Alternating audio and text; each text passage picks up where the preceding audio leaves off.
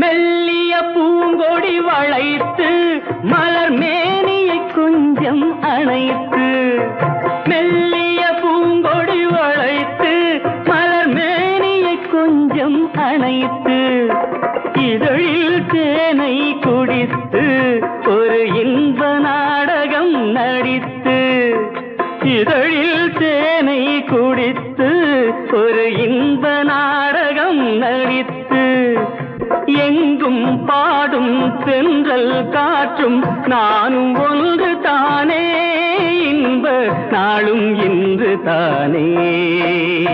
பாடும்போது நான் தென்றல் காற்று, பருவ மங்கையோ தென்னங்கீற்று.